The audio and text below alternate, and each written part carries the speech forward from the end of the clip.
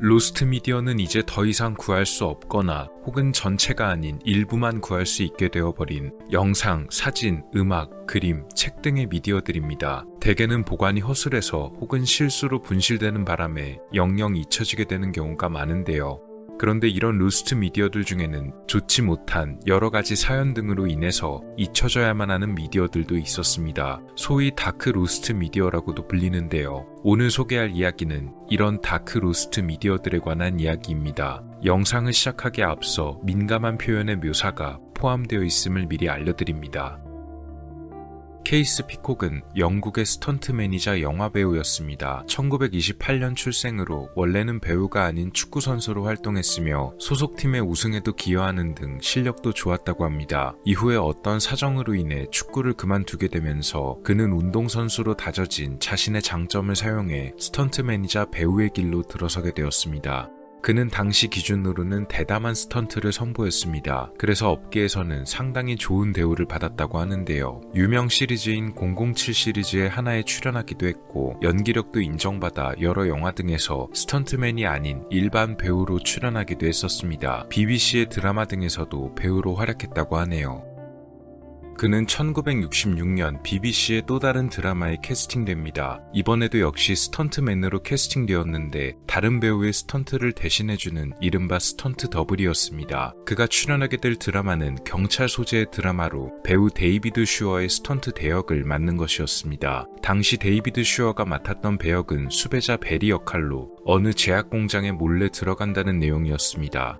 이 벨이란 캐릭터가 공장에 몰래 들어가는 장면에는 높은 사다리가 사용되었습니다. 바로 이 장면 때문에 스턴트맨이 필요했는데요. 사다리를 올라가던 베리가 중심을 잃게 되면서 높은 사다리 위에서 떨어진다는 내용이 있었기 때문입니다. 특히 높은 위치에서 떨어진다는 점을 강조하기 위해 사다리의 맨 위까지 올라가는 스토리였다고 하네요. 사다리가 설치된 벽의 높이는 약 4m 정도의 높이로 이미 여러 위험한 스턴트를 많이 경험한 케이스에게는 그다지 높은 난이도의 스턴트는 아니었다고 합니다. 다만 당연히 안전을 위해 매트리스를 바닥에 깔아둔 상태였고 준비된 매트리스만으로는 좀 부족할 수도 있다는 판단하에 2장의 매트리스를 더 바닥에 놓아둔 상황이었다고 합니다. 촬영은 1966년 11월 1일 새벽 1시 50분경에 이루어졌습니다. 베리 역의 데이비드 슈어가 사다리를 올라가는 장면까지만 촬영한 뒤 그의 스턴트 대역을 맡은 케이스가 배우와 교체하고 다시 사다리에 올라가는 장면으로 자연스레 이어졌습니다. 그리고 예정된 대로 사다리 끝에 도달한 케이스는 사다리와 함께 그대로 매트리스 쪽으로 떨어졌습니다. 계획한 대로면 정확하게 매트리스 위에 떨어져야만 했습니다. 그러나 케이스는 매트리스를 한참 벗어난 맨 땅으로 추락했습니다. 사다리를 붙잡고 그대로 함께 떨어지는 상태였기 때문에 단단한 콘크리트 바닥에 케이스의 뒤통수가 그대로 충돌합니다. 4m 정도의 높이였지만 사다리와 함께 떨어지면서 그대로 추락하는 것보다 더 크게 충격을 받게 되었고 매트리스 위로 떨어질 것이란 생각에 완전히 무방비였기 때문에 그 부상의 위험도가 매우 컸던 것으로 보입니다. 케이스는 즉시 병원으로 이송되어 긴급히 수술을 받았습니다. 병원 측에 의하면 두개골에 광범위한 골절이 생겼으며 머리 안쪽에서 이미 부상이 심한 상태였다고 합니다. 긴급하게 치료를 받았지만 너무 위험한 상태였으며 케이스는 결국 치료 도중 새벽 5시경 목숨을 잃었습니다. 케이스가 마지막으로 출연했던 해당 드라마의 에피소드는 당연히 방송으로 내보낼 수가 없었습니다. 다만 그의 사고 장면이 녹화된 영상 자체는 존재했는데요. 해당 영상은 나중에 이 사고가 법정에까지 가게 되면서 시신의 부검 및 검시 등을 할 때 참고 자료로 사용되었고 법적 판단을 위해 배심원단에게 일부 공개되었다고 전해집니다. 현재도 방송사가 사고 장면 녹화본을 보유하고 있는가는 분명하지 않지만 만약 보유하고 있더라도 공개될 가능성은 절대로 없기 때문에 그가 마지막으로 출연했던 드라마의 에피소드와 그의 사고 장면은 영원히 로스트 미디어로 남게 되었습니다. 1969년 8월 9일 캘리포니아의 로스앤젤레스. 이날 벌어진 어떤 끔찍한 사건은 미국인들에게 강한 충격을 남겼습니다. 범인들이었던 찰스 맨슨과 그 일당의 이름을 따서 맨슨 패밀리 사건으로 불리기도 하고 또 피해자가 당시 유명 배우였던 샤론 테이트였기 때문에 샤론 테이트 사건으로 불리기도 합니다.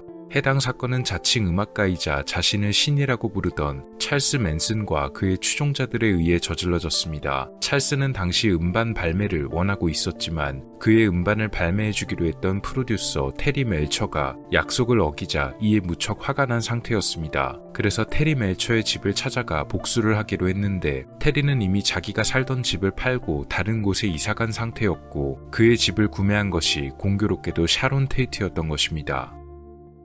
문제는 찰스 맨슨 역시 이에 관해 알고 있었던 것입니다. 그러나 그는 아랑곳하지 않고 범행을 벌였으며 당시 배우 샤론 테이트는 로만 폴란스키 감독과 결혼하여 임신까지 하고 있는 상태였지만 찰스와 그의 공범들은 살려달라는 그녀의 애원에도 불구하고 그녀를 비롯해 그날 저택에 있던 샤론의 지인들까지 모두 해치는 충격적인 범죄를 벌였습니다. 이 사건 이후에도 그와 공범들은 또 다른 범죄까지 벌였고 경찰의 수사로 이들은 긴급 체포되었습니다. 체포 이후에 찰스 맨슨과 공범들의 진술이 이뤄졌고 가장 중요한 것은 범행에 관한 동기였습니다. 앞서 말씀드렸듯이 이들은 테리 멜처가 음반 발매 약속을 일방적으로 어기고 연락을 끊은 것에 분노해서라고 말했지만 문제는 피해자는 엉뚱한 샤론 테이트와 그 지인들이었다는 것, 그리고 테리 멜처가 그 집을 팔고 다른 곳에 갔다는 것을 이들이 이미 알고 있었다는 것이었습니다. 이들 중 우두머리였던 찰스 맨슨의 추종자 중에 사건에서 아주 적극적으로 활동했던 인물이 한 명 있습니다. 이 남자의 이름은 찰스 텍스 왓슨입니다. 원래는 비교적 일반적인 삶을 살아오고 있었지만 대학에 들어가서 방탕한 생활을 하는 바람에 망가지기 시작했고 나중에 찰스 맨슨을 알게 되면서 완전히 몰락하게 됩니다. 범죄 연구가이자 작가였던 톰 오닐, 그는 2008년에 어떤 녹음 테이프의 존재를 알게 됩니다. 이 녹음 테이프는 왓슨이 체포된 1969년 11월 30일에 녹음된 것으로 그가 변호인과 나눴던 20시간가량의 대화 녹음본이었습니다. 톰은 지금껏 완전히 공개된 적이 없던 이 녹음 테이프 안에 범행 동기를 비롯한 중요한 내용이 있을 거라 판단하고 녹음본을 가진 왓슨의 변호인과 접촉했지만 공개를 거부당합니다. 그러나 그는 포기하지 않고 변호인을 설득했는데 2009년에 왓슨의 변호인이 병으로 세상을 떠나게 되고 테이프의 소유권이 다른 사람에게로 넘어갔습니다. 소유권을 넘겨받은 인물은 이 녹음 테이프를 LA 경찰에 전달했으며 이에 따라 톰 역시도 LA 경찰에 녹음 테이프를 공개해달라고 요청했는데요. 이번에도 역시 녹음본의 공개를 거부당하고 말았습니다. 경찰이 밝힌 공개 거부의 이유는 이렇습니다. 녹음본 안에 당시 찰스 맨슨과 그의 공범들이 벌였던 여러 가지 범죄의 내용들이 진술되어 있었으며 이것이 그간 미궁에 빠졌던 사건의 실마리가 될 증거이기에 조사를 위해 함부로 공개할 수가 없다는 것이었습니다. 그런데 이에 관해 다른 의견을 주장하는 사람이 있었습니다. 그것은 바로 피해자 샤론 테이트의 자매 데브라 테이트였는데요. 그녀는 경찰이 녹음본을 공개하지 못하는 이유가 단순히 미해결 사건의 조사 때문만이 아니고 왓슨이 그 안에서 밝힌 그날 사건의 진술 안에 일부 판결이 뒤집힐 수도 있는 이야기가 있기 때문이란 것이었습니다. 데브라가 어떤 경위로 이런 사항을 접했는지 알 수 없지만 이에 관해서는 왓슨의 변호인도 숨지기 전에 비슷한 취지의 이야기를 톰에게 전했던 적이 있었다고 합니다. 즉 경찰이 이 녹음본을 공개하지 못하는 이유는 미해결 사건의 조사를 위한 것도 있지만 왓슨이 했던 진술 중에 뭔가 결정적인 사항이 있어서인 듯도 합니다. 물론 실제로 모든 내용이 공개된 적은 없기 때문에 정말로 어떤 진술이 들어있는지는 알 수가 없겠습니다. 과연 녹음 테이프 안에는 어떤 내용이 들어있었는지 그리고 이들의 정확한 범행 동기는 무엇이었을까요? 이 찰스 왓슨의 녹음 테이프는 현재도 공개되지 않고 있습니다.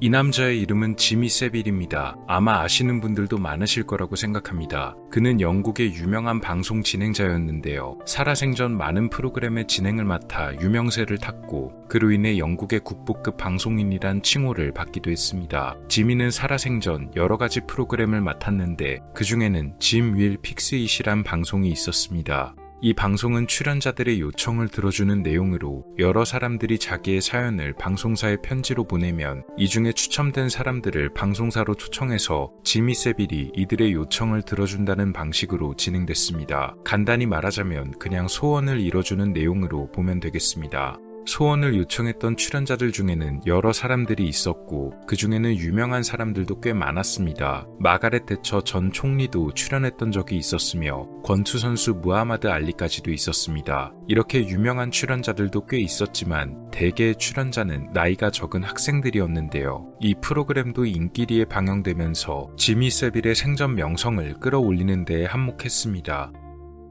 그런 지미 세빌의 가면이 벗겨진 것은 그의 사후였습니다. 지미가 살아생전 진행한 프로그램에 출연했던 사람들 혹은 방송 출연자가 아니었던 사람들 중에도 지미 세빌에게 범죄를 당했다는 증언이 계속 터져 나오면서 경찰의 조사가 시작되었고 실제로 그가 추악한 범죄자였다는 사실이 만천하에 밝혀집니다.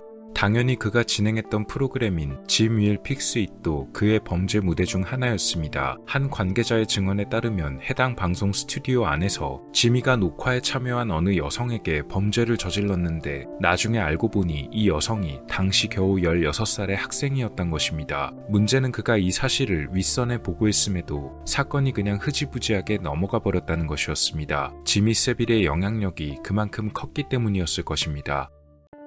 이어진 추가 폭로 역시도 충격적이었는데요. 지미 세빌은 방송사에 도착한 사연이 담긴 편지들 중에 당첨되지 못한 편지를 자신이 직접 확인하기도 했다고 합니다. 표면적으로는 당첨에 실패한 아이들에게도 한 번 더 기회를 주고 싶다는 이유를 내세웠지만 본심은 또 다른 범죄의 기회를 찾고 있었던 것입니다. 실제로 지미가 편지를 통해 아이들을 직접 찾아갔고 그로 인해 14건 정도의 추가 범죄가 벌어진 것으로 확인됩니다. 사후에 추악한 그의 범죄가 밝혀지면서 그동안 지미를 써온 방송사들도 그의 기록을 삭제하기 시작합니다. 특히 그가 진행한 프로그램 짐 윌 픽스 잇은 주요한 피해자가 많이 나오기도 했던 방송이었기 때문에 어떻게든 방송 자체를 없던 것으로 하고 싶어 했지만 완전히 그의 흔적을 지우는 것이 어려웠던 것 같은데요. 나중에 DVD 등의 재판매 등이 당연히 금지되었지만 아주 오랜 시간 동안 진행되었던 프로그램이었던 데다가 이미 그동안 공개된 방송을 녹화해둔 사람들이 인터넷에 녹화본의 일부를 공개하기도 했습니다. 현재도 지미 세빌이 출연했던 대다수 프로그램은 사실상 완전히 없는 역사로 취급을 받고 있습니다.